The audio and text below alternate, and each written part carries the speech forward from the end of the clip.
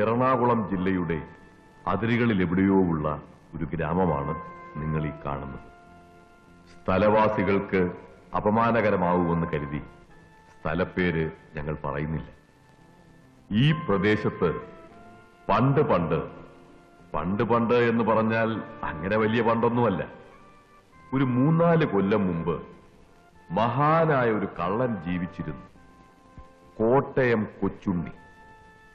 തൊഴിലുകൊണ്ട് കൊച്ചുണ്ണി ഒരു automobile mechanic ആയിരുന്നെങ്കിലും ജന്മവാസന കൊണ്ട് അദ്ദേഹം മോഷണത്തിലേക്ക് തിരിയുകയാണ് ഉണ്ടായത്.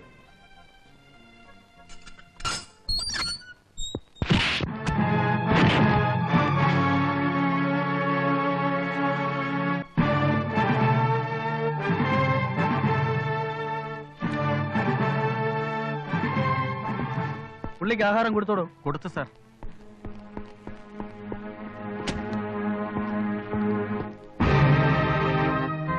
അദ്ദേഹത്തിന്റെ കീഴിൽ മോഷണം പഠിക്കുന്ന 2 വത്സല ശിഷ്യന്മാരുണ്ടായിരുന്നു. അതിൽ ഒരാളാണ് തൊരപ്പൻ തോമ. 10ാം ക്ലാസ്സിൽ കോപ്പി അടിച്ചതിന് പുറത്താക്കിയതിനാൽ വിദ്യാഭ്യാസം നിന്നുപോയ ആളാണ് ഈ മാന്യൻ.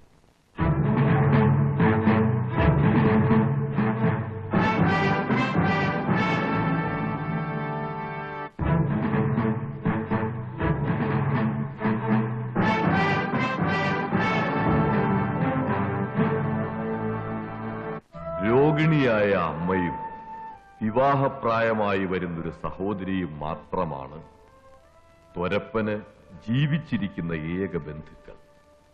കൊച്ചുണ്ണിയുടെ മറ്റൊരു ശിഷ്യൻ പാതിരാ തങ്കപ്പൻ. പേര് സൂചിപ്പിക്കുന്നത് പോലെ തന്നെ പാതിരാത്രിയിൽ മാത്രമേ തങ്കപ്പൻ തന്റെ ജോലി ആരംഭിക്കാറുള്ളൂ. സഹമോഷ്ടാക്കളല്ലാതെ തങ്കപ്പന് സ്വന്തമായി ഈ ഭൂമി മലയാളത്തിൽ ആരുമില്ല.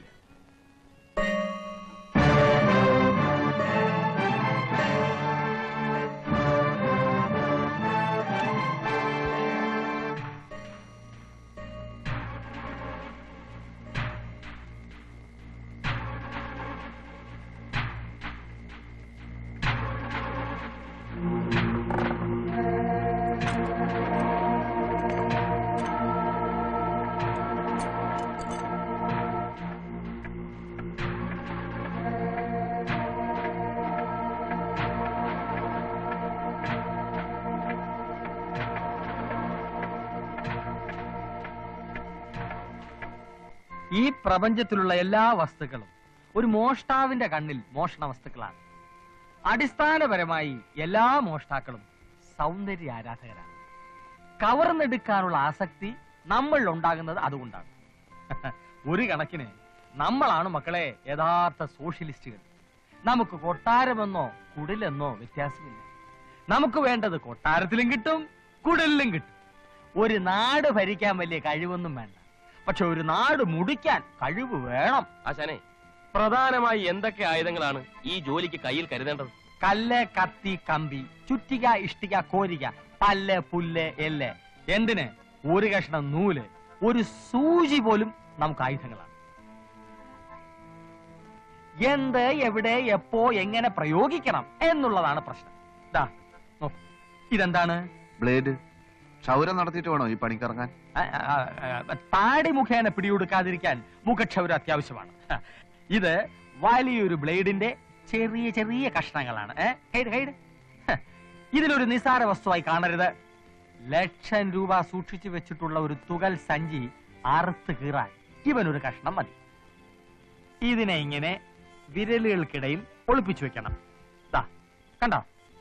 ഒരേ ഒരു തലോടൽ, സംഗതി ക്ലീൻ. നിരന്തരമായ പരിശീലനം ഇതിനാവശ്യമാണ്. ഏകാഗ്രത കൈവെടിയരുത്. മോഷണം ഒരു കലയാണ്, ശാസ്ത്രമാണ്. ശക്തിയല്ല, ബുദ്ധിയാണ് ഈ ശാസ്ത്രത്തിന്റെ അടിസ്ഥാന ശില. മോഷ്ടിക്കപ്പെടേണ്ട ആളെ തിരഞ്ഞെടുക്കുന്നതിന് നമ്മൾ അവന്റെ മനസ്സറിഞ്ഞിരിക്കണം. ആകാശം നോക്കി നടക്കുന്നവൻ, ഭൂമി നോക്കി നടക്കുന്നവൻ, പകൽക്കിനാവ് കാണുന്നവൻ, പെണ്ണുങ്ങളുടെ വായി നോക്കി നടക്കുന്നവൻ, ഇങ്ങനെയുള്ളവരെ വേണം നമ്മൾ തിരഞ്ഞെടുക്കാൻ. അവർ കാശ് കൊണ്ട് നടക്കുന്നവരാണോ എന്ന് നമ്മൾ അറിയണം. അതെങ്ങനെ നമ്മൾ അറിയും? അത് നമ്മൾ ആളുകളെ വിളിച്ചു നിർത്തി നിങ്ങളുടെ കയ്യിൽ കാശുണ്ടോ എന്ന് ചോദിച്ചാൽ മതി. എവിടുന്നാണ് വരുന്നത് കഴുത ബുദ്ധിയില്ലാതെ? ഇയാള് വലിയ ആളെ. Silence please. മോഷ്ടാക്കൾക്ക് ഡിസിപ്ലിൻ അത്യാവശ്യമാണ്. നമ്മുടെ ജന്മശത്രുക്കൾ പോലീസാണ്. അബദ്ധവശാൽ പോലീസിന്റെ പിടിയിലെങ്ങാൻ പെട്ടുപോയാൽ നമ്മൾ അതിവിനയ കുനിയന്മാരായി അഭിനയിക്കുക.